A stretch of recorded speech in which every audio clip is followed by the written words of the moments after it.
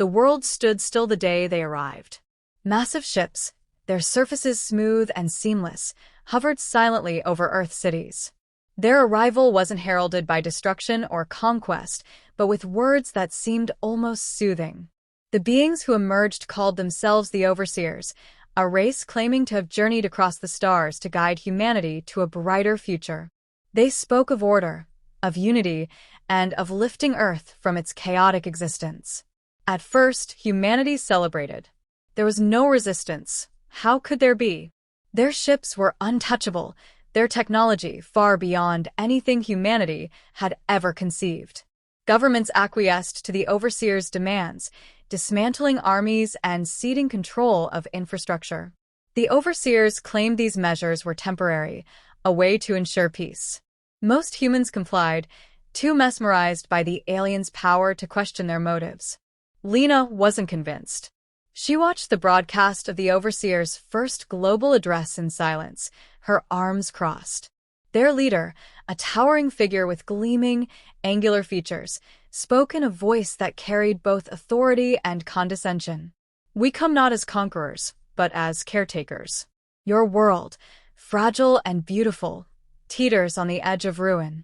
We will guide you, nurture you, and protect you from yourselves." To Lena, it sounded rehearsed, almost too perfect. She had spent her entire life as an engineer, building systems and solving problems, and she recognized the subtle markers of something carefully designed to manipulate. But when she voiced her doubts to her friends, they brushed her off. "What choice do we have?" one of them asked. "Look at what they can do. They've already cured diseases, stabilized economies, and reduced crime. This is what we've always wanted." Lena didn't argue, but her unease grew. She began to notice things others didn't, or wouldn't. The Overseers' technology, for all its sophistication, was always just out of reach. Their cures came without explanations, their devices operated without observable mechanisms. Whenever humans tried to study their machines, they would mysteriously deactivate. The Overseers claimed it was for humanity's protection, but Lena suspected otherwise. One evening, as she walked home through the quiet streets of what had once been a bustling city, she saw something strange. A small group of people huddled together in an alley, their faces obscured by shadows. At first, she thought they were just a few stragglers breaking the Overseers' strict curfew. But as she got closer, she realized they were arguing in hushed tones, gesturing toward a small, glowing device on the ground. "Lena," one of them called out, startling her. She recognized the voice but couldn't place it. The man stepped into the light, his face weathered and determined. It was Dr. Callan, a physicist she had once worked with. "We need to talk." "What is this?" she asked, glancing at the device. "It's proof," Callan said. "The Overseers aren't here to help us. They're here to take everything we have. And we need your help to stop them." Lena's heart raced. She had suspected something was wrong, but hearing it confirmed sent a chill down her spine. She looked at Callan and the group behind him, faces filled with fear and defiance. For the first time, Lena felt the weight of a choice she wasn't sure she was ready to make. Lena sat in the dimly lit room, the hum of old machinery filling the silence. Around her were a dozen others, their faces a mixture of determination and fear. Callan leaned forward, his hands clasped tightly on the table. "We've intercepted their communications," he began, his voice low but urgent. "The Overseers aren't saviors. They're invaders. They're here to strip Earth of its resources, then leave us to wither away." Lena frowned, her mind racing. If that's true, why the facade? Why all this effort to win us over? Callan exchanged glances with the others before replying. "Control. They don't need to destroy us if they can make us surrender everything willingly. By the time we realize what's happening, it'll be too late." A young hacker named Kieran slid a tablet across the table. On its screen were schematics, stolen data from the Overseer systems. "Their technology is powerful, but it's not perfect," Kieran said. "We've identified a critical weakness. Their infrastructure relies heavily on Earth's electromagnetic field to function. If we disrupt it, even temporarily, we could bring their entire operation to a halt." Lena studied the data, her engineering mind kicking into gear. The idea was bold, but the execution would be nearly impossible. "You're talking about generating a planet-wide EMP," she said. "That would take more power than anything we've ever built." "That's where you come in," Callan said, his tone serious. "We've already started retrofitting parts of the global power grid to act as a makeshift generator. But we need someone with your expertise to make it work." Lena hesitated. The scale of what they were proposing was staggering. If they succeeded, it could cripple the overseers. But if they failed, the consequences for humanity could be catastrophic. "What about the collateral damage?" she asked. "An EMP of that magnitude would knock out everything: communications, hospitals, even life support systems. People could die." Callan nodded grimly. "We know. But if we don't act, billions will die. The overseers have already started extracting resources from the oceans, the forests, even beneath the Earth's crust. Once they're done, this planet will be uninhabitable." Lena leaned back in her chair, the weight of the decision pressing down on her. Memories of her childhood flashed through her mind, playing under the open sky, listening to her father's stories about humanity's resilience. She had always believed that humans were capable of greatness, but now she wondered if that belief was enough. As if reading her thoughts, Callan spoke again. "This isn't just about fighting back. It's about showing them who we are. They think we're weak, that we're just another species to conquer. They don't understand what we're capable of." The room fell silent, everyone waiting for Lena's answer. Finally, she exhaled and nodded. "I'll help. But if we're doing this, we do it right. No room for mistakes." Kieran smiled, relief evident on his face. "Good. Because we don't have much time. The overseers are already starting to suspect something. We've intercepted messages indicating they're aware of resistance cells. They'll come for us soon." Lena stood, her mind already running through the logistics. "Then we'd better make this count." As the group began outlining the plan in detail, Lena couldn't shake the feeling that this was only the beginning. The overseers might have underestimated humanity, but she knew they wouldn't stay complacent for long. They had to act fast, and they had to succeed. There was no second chance. The air was electric with tension as Lena stood in front of a sprawling schematic projected onto the wall. The room was packed with people, scientists, engineers, and ordinary citizens who had decided they couldn't stand by any longer. "We've divided the global grid into key nodes," Lena explained, pointing to various locations. "Each one needs to be synced to release the charge at precisely the same moment. If we miss, even by a fraction of a second, it won't work." A murmur ran through the crowd, but no one voiced doubt. They couldn't afford it. Every piece of equipment, every ounce of expertise had been scraped together under the overseers' watchful eyes. The stakes were as high as they could get. Kieran stepped forward, holding a battered laptop. "We've managed to bypass their monitoring systems for now, but it's only a matter of time before they catch on. We estimate they'll notice unusual energy patterns within 48 hours.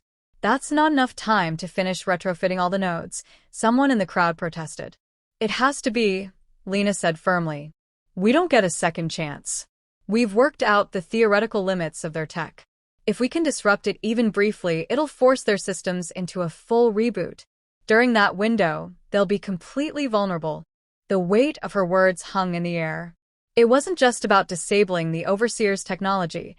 It was about proving that humanity wasn't as helpless as they believed. The group dispersed, each member assigned a task. Lena worked tirelessly, overseeing the modifications to power stations and fine-tuning the EMP generator.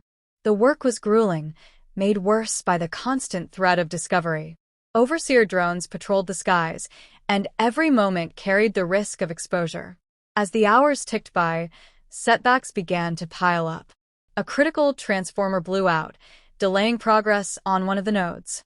A key technician was arrested during a routine checkpoint inspection. And then, the overseers themselves made their move. An enormous hologram appeared in the skies above major cities. The overseer leader's voice boomed across the planet, cold and measured.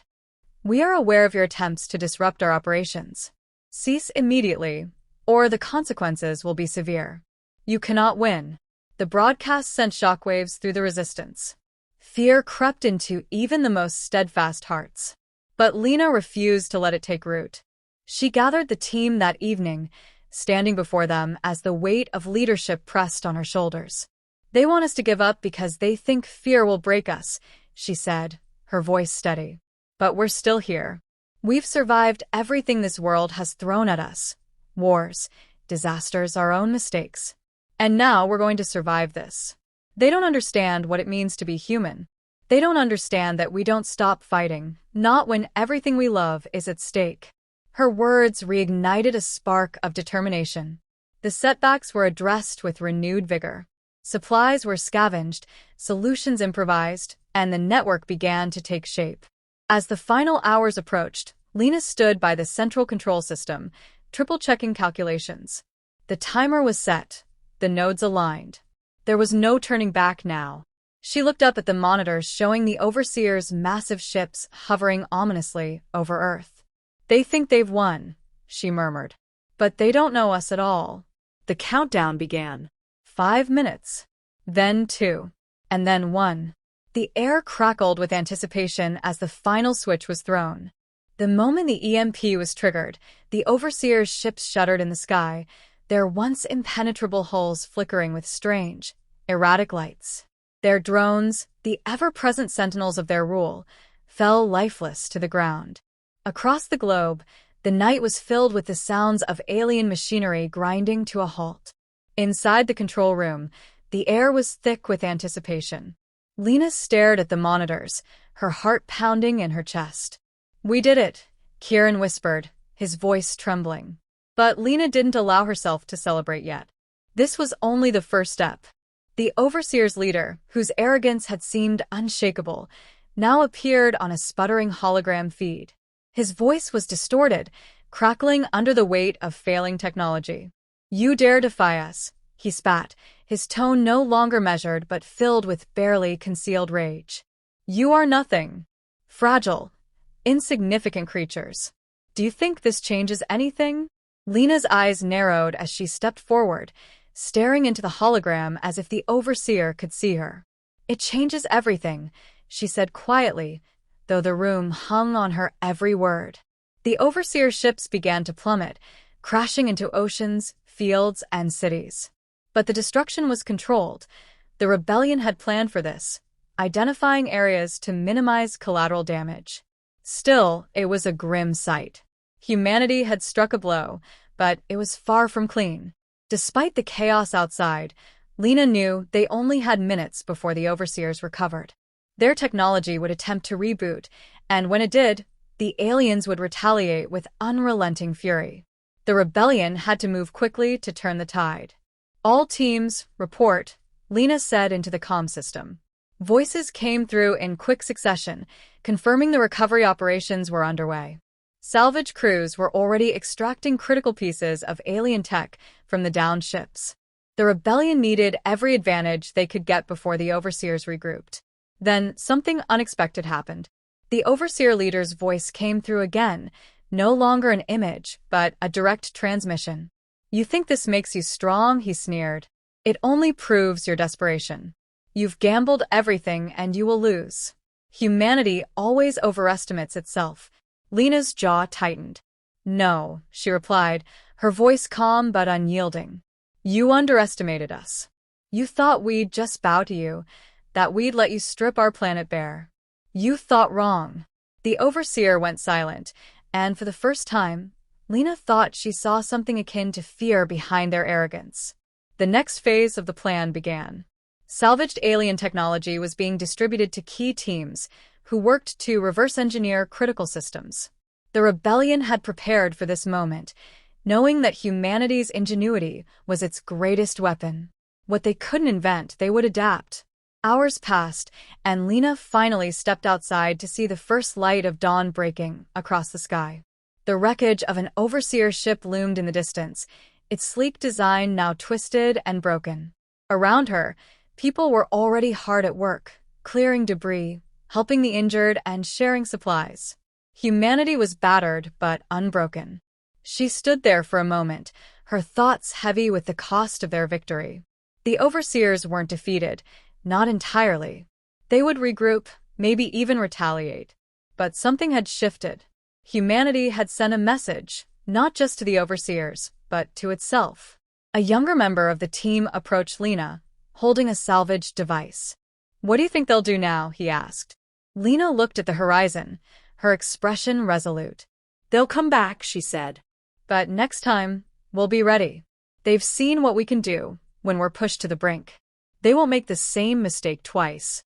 The overseers had underestimated humanity's resilience, its capacity for adaptation, and its refusal to give up.